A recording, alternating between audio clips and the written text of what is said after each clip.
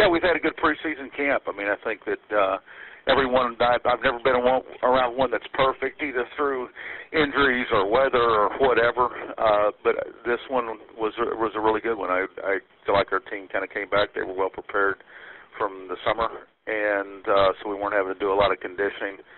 We're relatively healthy right now, which is obviously a good thing, yet it was a physical camp. I think that our players showed the maturity that I kind of expected this group. This is a relatively mature group, I think, especially on defense, and they came back and kind of showed that maturity and quite honestly, even some of the leadership, and that's one of the things I thought we were kind of missing a little bit out of last year, but this senior class has really taken over the team, and pleased with where we're at.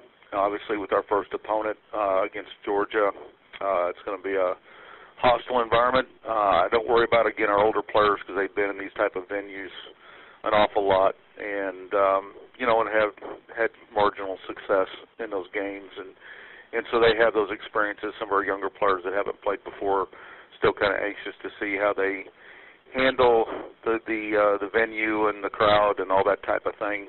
We've tried to put them in those situations, but you really never know until game day exactly how they're going to respond to that. Coach, our first questions come from Monroe, Louisiana. Caller, please identify yourself and go ahead. Hey, Coach, it's Adam here in Monroe. How are you doing? I'm good, Adam. Thanks. Just kind of curious as far as you guys are getting ready to get today off, but then get to practice tomorrow. You're going to start preparation and everything. Just how is game week different now that that you're not in camp anymore? You had last week, but just being in a game setting, how does the focus change the practice? Well, we slowly try to ramp it up. As you mentioned, we started working on Georgia last week. It was pretty low key. We didn't talk much about the game. We just talked about the different looks that you're going to get. I think it's if you start talking about the game too early, then consequently you ramp up too early, and you really want this to kind of come to a crescendo. And one of the things, and you want it to come to a crescendo on game day with preseason camp and the number of practices that you get and all that type of thing. We'll slowly build and ramp this thing up. That's why we took off today. And we'll start kind of ramping up the, hey, it's around the corner now, that type of thing as the week progresses, and that way hopefully emotionally you're ready to play well. We've tended to play pretty well, I think, early in the season, not just here, but even when I was at Army and Illinois State. I think a lot of it kind of revolves around kind of our checklist anyway that we kind of go through to make sure that the team sees all the situations and is prepared. And then I think we've done a pretty good job of handling things emotionally and early on in terms of how we build up to it.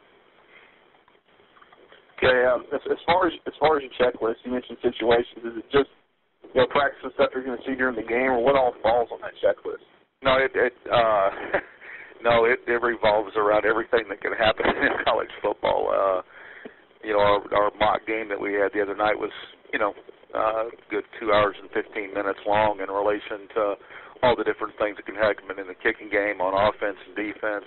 Not everything's going to go great and, responding rather than reacting to things going badly and then, trying to rally up. And so it basically kind of covers all the situations that I've encountered over a period of time and making sure that if that situation arises, it might not be in the first game, might not even happen all year long. There are certain things that we have practiced before that our kids understand that, that we've never had to use here. But if they come up, we want to have a plan in place, and so it's basically kind of covering all those things. Now, looking at how the week go, you slowly started talking about Georgia last week. Was last week fair to say more of a kind of a basic install of what you're going to see in this week is where the emotional side builds? Yeah, and mental and emotional. Where they're really focused and they're really locked in, and so you have some precision in your calls. But in an opening game, they've got a new offensive coordinator. We don't know what changes they're going to make, and so I think in an opening game, while you have some idea about personnel and some of their thought processes and ideas in all three phases, the reality of it is in first ball games, you better be ready for everything. I know that certainly we're a much different-looking football team than what we were last year in all three phases. Yeah. And so, the first ball game, until you have some video to start watching it this year, that's why I've always been an advocate. We need a preseason game. I never was in favor of the 12th game. I wanted to have 11 games and have a preseason game just to get some ideas, and one that didn't count, because I think we're the only entity out there that doesn't have that availability. I think every other sport does. And so the first game's a tough one. You have to do a lot of sideline adjustments, and you're having to do it generally with some young kids that maybe haven't played before. Yeah. Now, on the injury front, you mentioned being relatively healthy, but just, kind of looking at the depth chart and everything, you're going to be without Hunter Kissinger this weekend? That's correct, yeah. Hunter had a surgery during preseason camp early on. It was non-football related, and we hope to have him back pretty soon, the next week or the week after that. Okay. Now, as far as Alec Osborne and Daniel Fitzwater go, they're done for the year? That's correct. Yeah, okay. Daniel was probably going to redshirt. Obviously, Alec and Tyler Kane both had lower body injuries. That's going to keep them out. And it's too bad for Alec, because Alec was really, really having a good fall camp. And so we're fortunate that we have Harley Sino with, a guy that's played an awful lot there at tight end, and Stoney Hawkins is back healthy and coming around now. All right, well, I'll see you tomorrow. Appreciate it. Okay, Adam. Thank you, Adam. I'll run it a little short on time here, but we have time for just one more question. It comes from Chattanooga, Tennessee. Caller, please identify yourself and go ahead. Hey, David Pascal up here at the Chattanooga Times Free Press. Coach, I was curious. I know you've been there long enough to have a impact in your scheduling, say. What is your philosophy on scheduling when you look at the fact that you guys went to LSU, Kentucky, and Texas A&M last year, and that you've got Georgia and Alabama within the first month of the season this year?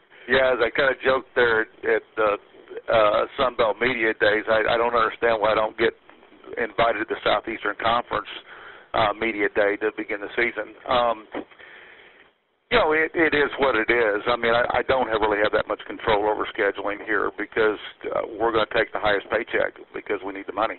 And that's the way it is, and kind of knew that kind of coming into it. It is, we're not funded very well, as has been pretty well documented. And so we need those checks, and generally the people that tend to pay the most money are the ones that can't get games.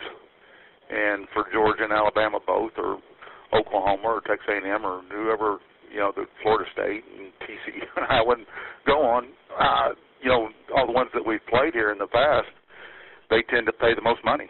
And so you don't really have that much control over your scheduling, because they pay the most money, you're going to play them whenever they tell you to play. And so consequently, our schedule's never been necessarily set up for success out of conference. It's been basically dedicated to trying to get as much money as you can. And so thusly, I am talking to Tennessee, because Tennessee should pay well, because I used to coach there, and they sell enough tickets. So we're looking at Tennessee sometime we're down the road, too. Thank you. All right, David. Thank you, David, and thank you, Coach, for your time. We do appreciate it.